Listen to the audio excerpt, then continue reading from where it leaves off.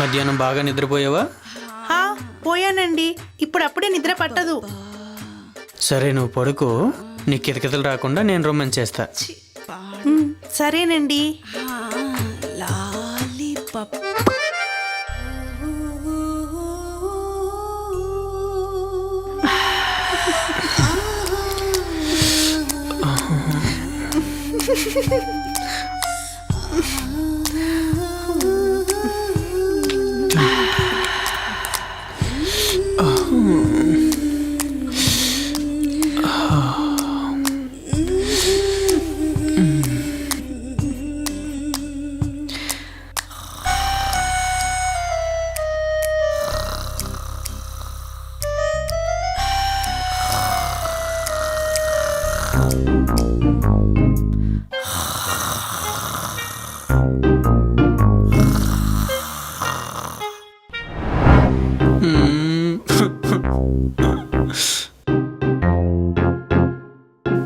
ఏంటి నా జీవితం?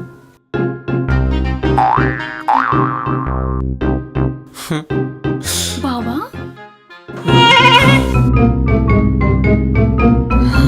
నువ్వు వచ్చి అది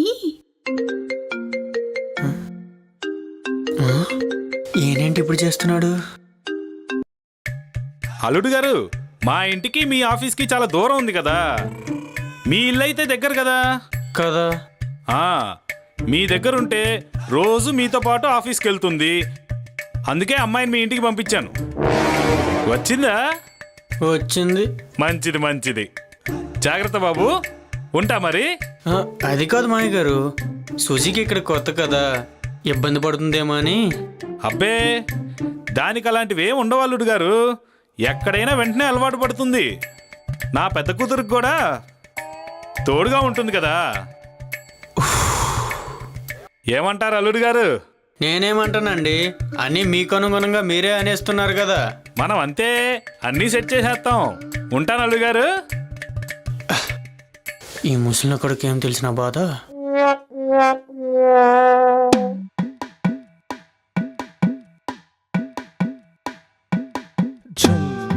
ఏంటి బావా, ఈ టైంలో బెడ్రూమ్ లో ఉండాల్సిన వాడివి హాల్లో కూర్చొని ఆలోచిస్తున్నా? అంటే ఆఫీస్ వర్క్ కొంచెం ఉంది, కంప్లీట్ చేద్దామని హాల్లో కూర్చున్నా. ఓహో, నేను చూస్తుంటే వర్క్ కోసం కూర్చున్నట్టు లేదే, లోపలేదో వర్కౌట్ అవ్వక ఫ్రస్ట్రేషన్ లో కూర్చున్నట్టున్నా. నీకన్నీ ఇలానే అనిపిస్తాయి.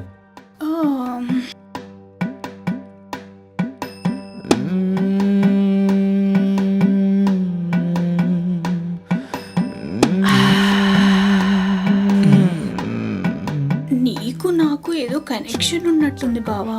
నువ్వు బయటికి చెప్పుకోలేనివన్నీ నాకు లోపల వినిపిస్తున్నాయి. నేనేం అనుకోవట్లేదు, అన్నీ నువ్వే అనుకుంటున్నావు. అక్క లోపల ఆరేసుకుని పడుకున్నట్టుంది. దీనికట్లా తెలుసు? అది పొద్దున్న నుంచి పనులు చేసి చేసి అలసిపోయి తొందరగా పడుకుంది. అబ్బో, నీ పిల్లాన్ని బాగానే వెనకేసుకొస్తున్నావే. నువ్వు లోపలికి వెళ్ళి తలుపేసుకుంటే నేను నెత్తి మీద గుడ్డ నెట్ట అని చేసుకుని పని చేసుకుంటా.